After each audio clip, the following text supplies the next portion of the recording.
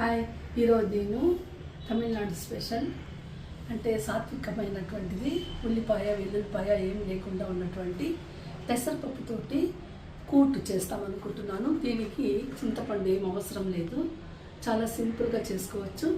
దీనికి కావాల్సిన పదార్థాలు చెప్తాను.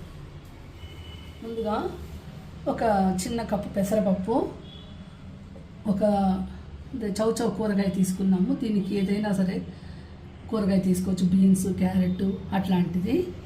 తర్వాత ఒక 2 స్పూన్ల నూనె, మినపప్పు 1 స్పూను, మిరియాలు 1/2 స్పూను, 2 ఎండుమిరపకాయలు, పచ్చి కొబ్బరి, ఇంగువ, ఉప్పు. ముందుగా ఒక గిన్నె తీసుకొని అందులో ఈ పెసరపప్పు నీళ్ళు వేసుకొని ఈ పెసరపప్పు ఒక అర్ధ భాగం ఉడికేంత వరకు పొయ్యి పెట్టుకోవాలి. గిన్నెలో పెసరపప్పు వేసుకొని ఇవ్వాలి. ఆ పెసరపప్పు ఒక ప్యాన్ పెట్టుకొని ఒక 1/2 స్పూను నూనె వేసుకోవాలి. వేడెక్కింది మినపప్పు, మిరియాలు, మిరపకాయ 3 కలిపి వేయించుకోవాలి.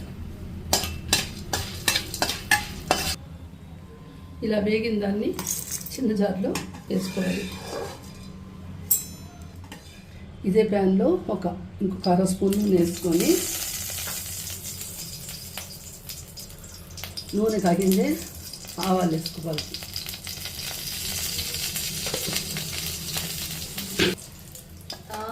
అర్ధ భాగం ఉడికేటప్పుడు మనము తరిగి పెట్టుకున్నటువంటి కూరగాయ ముక్కలు ఇందులో వేసుకోవాలి.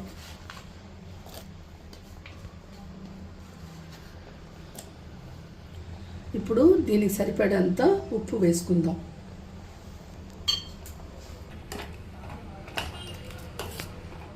ఇది చల్లారిపోయింది.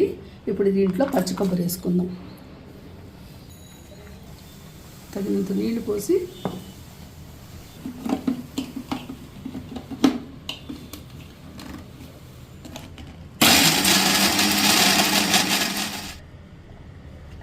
ఇలా ఉడికేటప్పుడు నీళ్ళు వేసుకోవాలి.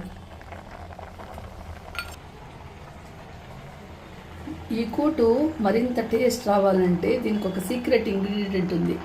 అదే ఇది. ఈ పాలు పోసి ఉడకబెట్టామంటే మరింత టేస్ట్ వస్తుంది అన్నమాట.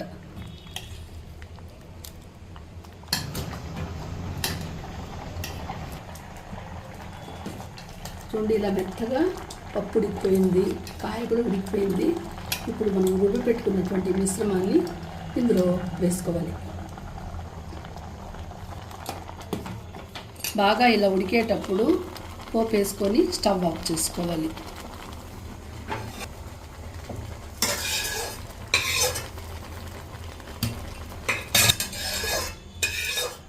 ఎంతో టేస్టీ అయినటువంటి కమ్మని పెసరపప్పు కూటు తయారైంది. మీరు కూడా చేసుకొని తినండి, ఆరోగ్యంగా ఉండండి. బాయ్.